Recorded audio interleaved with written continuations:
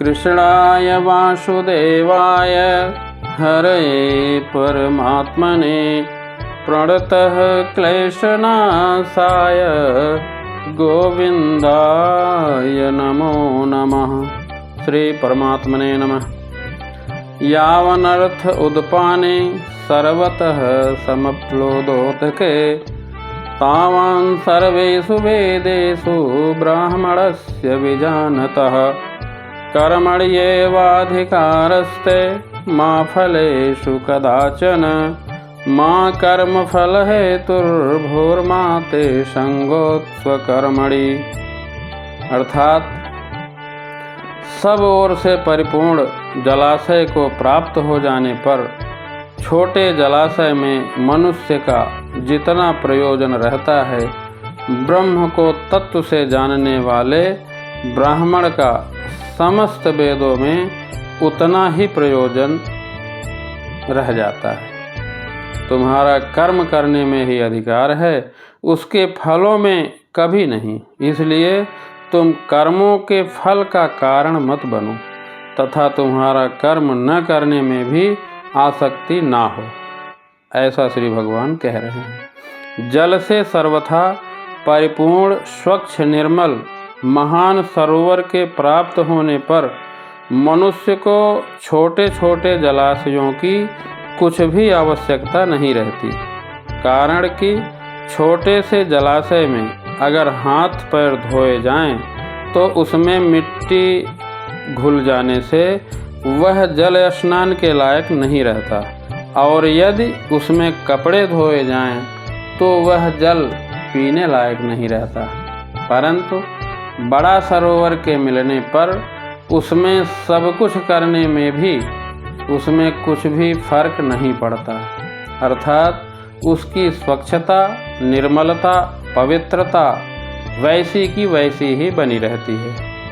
ऐसे ही जो महापुरुष परमात्म तत्व को प्राप्त हो गए हैं, उनके लिए वेदों में कहे हुए यज्ञ, दान, तप, तीर्थ, व्रत आदि जितने भी पुण्यकारी कार्य हैं, उन सब से उनका कोई मतलब नहीं रहता।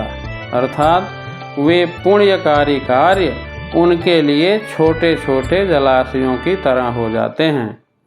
परमात्म तत्व की प्राप्ति होने पर वह तीनों गुणों से रहित हो जाता है। उसमें राग, द्वेष आदि नहीं रह जाते। वह नित्य तत्व में स्थित हो जाते हैं। वह निर्योग क्षेम हो जाता है। कोई वस्तु मिल जाए ऐसा उसकी इच्छा भी नहीं होती। वह हमेशा परमात्म परायण रहता है। प्राप्त कर्तव्य कर्म का पालन करने में ही तुम्हारा अधिकार है, ऐसा अर्जुन से श्री कृष्ण भगवान कह रहे हैं। प्राप्त कर्तव्य कर्म का पालन करने में ही तुम्हारा अधिकार है। इसमें तुम स्वतंत्र हो। मनुष्य कर्म योनि है। मनुष्य के अलावा दूसरी कोई भी योनि नया कर्म करने के लिए नहीं है। पशु पक्षी आदि, जंगम और वृक्ष लता आदि स्थावर प्राणी नया कर्म नहीं कर सकते। देवता आदि में नया कर्म करने की सामर्थ्य तो है, पर वे केवल पहले किए गए यज्ञ, दान आदि शुभ कर्मों का फल भोगने के लिए ही हैं।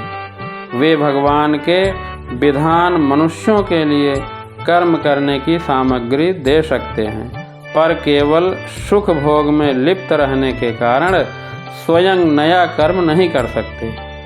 नारकीय जीव भी भोग योनि के कारण अपने बुरे कर्मों का फल भोगते हैं। नया कर्म वे भी नहीं कर सकते। नया कर्म करने में तो केवल मनुष्य का ही अधिकार है। भगवान ने सेवा रूप नया कर्म करके केवल अपना उद्धार करने के लिए ही यह अंतिम मनुष्य जन्म दिया है। अगर यह कर्मों को अपने लिए करेगा तो बंधन में पड़ जाएगा, और अगर कर्मों को न करके आलस्य प्रमाद में पड़ा रहेगा तो बार बार जन्मता मरता रहेगा। अतः श्री भगवान कहते हैं कि तेरा केवल सेवा रूप कर्तव्य कर्म करने का अधिकार है। मनुष्य शरीर में दो बातें हैं, पुराने कर्मों का फल भोग और नया पुरुषार्थ। दूसरी योनियों में केवल पुराने कर्मों का फल भोग है, अर्थात कीट पतंगा, पशु पक्षी, देवता, ब्रह्मलोक तक की योनियाँ भोग योनियाँ हैं। इसलिए उनके लिए ऐसा करो ऐसा न करो यह विधान नहीं है, पर मनुष्य शरीर तो केवल नए पुरुषार्थ के लिए ही मिला है, जिससे यह अपना उद्धार कर सके। इसमें एक विशेष समझने की बात यह है कि इस मनुष्य जीवन में प्रारब्ध के अनुसार जो भी शुभ या अशुभ परिस्थिति आती है, उस परिस्थिति को मनुष्य सुखदायी या दुखदायी तो मान सकता है, पर वास्तव में देखा जाए तो उस परिस्थिति सुखी या दुखी होना कर्मों का फल नहीं है। कारण कि परिस्थिति तो बाहर से बनती है और सुखी दुखी होता है वह स्वयं। उस परिस्थिति के साथ तादात्म्य करके ही यह सुख दुख का भोक्ता बनता है। दुखदायी परिस्थिति के आने पर मनुष्य को घबराना नहीं चाहिए, बल्कि यह विचार करना चाहिए कि हमने पहले सुख के लिए ही पाप किए थे और वे ही पाप अब दुख दे रहे हैं और धीरे धीरे नष्ट हो रहे हैं। जैसे जैसे हम दुख सह रहे हैं, वैसे वैसे हमारे पुराने पाप नष्ट हो रहे हैं। अब उन पापों का प्रायश्चित हो रहा है और हम शुद्ध हो रहे हैं। दूसरा, हमें चेतावनी भी मिल रही है कि यदि इस बार भी हम सुख भोग के लिए पाप करेंगे तो आगे भी इसी प्रकार दुख मिलेगा।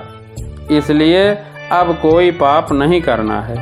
मा फलेषु कदाचन, फल में तुम्हारा थोड़ा भी अधिकार नहीं है, अर्थात फल की प्राप्ति में तेरी स्वतंत्रता नहीं है, क्योंकि फल का विधान तो मेरे अधीन है। अतः फल की इच्छा न रखकर कर्तव्य कर्म करो। अगर तुम फल की इच्छा रखकर कर्म करोगे तो बंध जाओगे। दूसरी बात, जितने भी कर्म होते हैं वे सभी प्राकृत पदार्थों और व्यक्तियों के संगठन से ही होते हैं। पदार्थों और व्यक्तियों के बिना स्वयं कर्म कर नहीं सकता। अतः इनके संगठन के द्वारा किए हुए कर्म का फल अपने लिए चाहना ईमानदारी नहीं है। अतः कर्म का फल चाहना हितकारी नहीं है। फल में तुम्हारा कोई अधिकार नहीं है।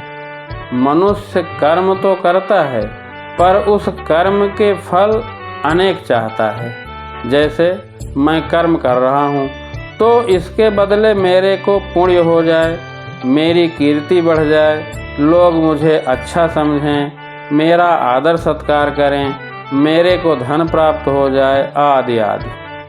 शरीर, इंद्रियां, मन, बुद्धि आदि कर्म सामग्री के साथ अपनी थोड़ी भी ममता नहीं रखनी चाहिए, क्योंकि इनमें ममता रखने से मनुष्य कर्म फल का हेतु बन जाता है। इसलिए शरीर आदि के साथ थोड़ी भी ममता नहीं रखनी चाहिए। समझने योग्य बात यह है कि एक कर्म विभाग है और एक फल विभाग है। मनुष्य का कर्म विभाग में ही अधिकार है, फल विभाग में नहीं। कारण कि नया पुरुषार्थ होने से कर्म विभाग मनुष्य के अधीन है और पूर्वकृत कर्मों का भोग होने से फल विभाग प्रारब्ध के अधीन है।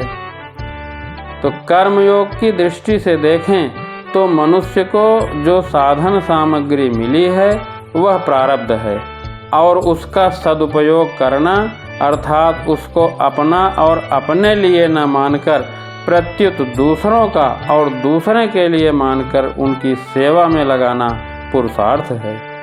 कर्मयोग में मुख्य बात यह है कि अपने कर्तव्य के द्वारा दूसरे के अधिकार की रक्षा करना और कर्म फल का अर्थात अपने अधिकार का त्याग करना। दूसरे के अधिकार की रक्षा करने से पुराना राग मिट जाता है और अपने अधिकार का त्याग करने से नया राग पैदा नहीं होता। जय श्री कृष्ण।